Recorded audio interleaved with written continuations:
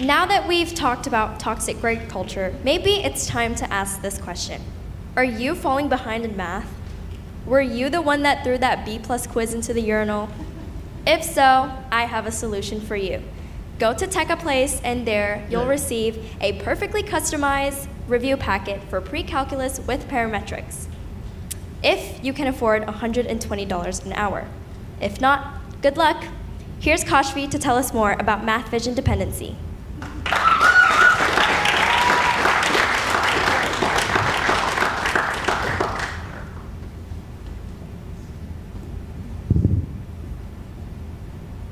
How many of us, when we run into a tough concept we don't immediately understand, have gone to the newly renovated Math Help Center, staffed with teachers paid to support us? How many of us have tried the various honor societies' one-on-one tutoring? Or watched all of Jacob Clifford's econ videos? Or even just Googled the concept and worked through it ourselves? Now, let me ask a different question. How many of us, instead, have defaulted straight to Math Vision? Because despite all these free resources at our disposal, SAS students have continued to fund the 3 sports cars that the founder of Math Vision, who everyone seems to be on a first-name basis with, drives around Singapore. I don't have an inherent issue with tuition.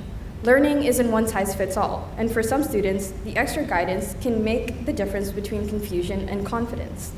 The problem is what it's become at SAS. I can't go a day without seeing my classmates brandish the thick packets they've gotten, or hearing friends plan their after-school grab shares to that 30,000 square foot building in Little India. Math Vision is a household name at this point.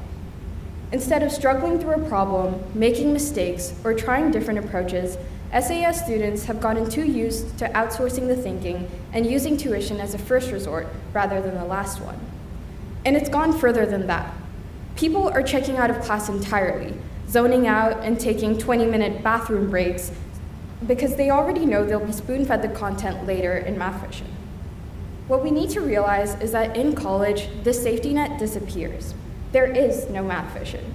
Well, not unless you're like the engineering major I heard about who continued with online lessons deep into her second year. Professors expect you to struggle through difficult material and take ownership of your own learning. If we don't build those skills now, if we become this dependent on external tuition, we are setting ourselves up to struggle later in an environment that assumes independence. But where Math Vision truly crosses the line is academic integrity. Teachers have tried to contain this for years with new policies and tighter rules, yet the problem persists. Some students come out of their physics tests absolutely fried because of the last 3 chili pepper question, where 65 kg Johnny, tethered to a pulley system, drifted through the atmosphere in a wingsuit. Meanwhile, half the others breezed right through because the day before, they solved the exact same problem, just with a 43 kg Josie instead. This affects everyone. Once the curve is warped, grades stop reflecting understanding. You can study honestly, struggle through the material, and still get burned, because you're not being compared against learning, you're being compared against access. And that's what gets me. What started as extra help has turned into a system that rewards those who can afford the absurdly overpriced lessons. It's frustrating, it's unfair, and it's a cycle that makes students feel like they have to be enrolled or risk being left behind. None of this is about blaming my classmates for wanting good grades. I know as well as anyone else that pressure is real. But at some point, we have to ask what kind of success we're actually preparing for.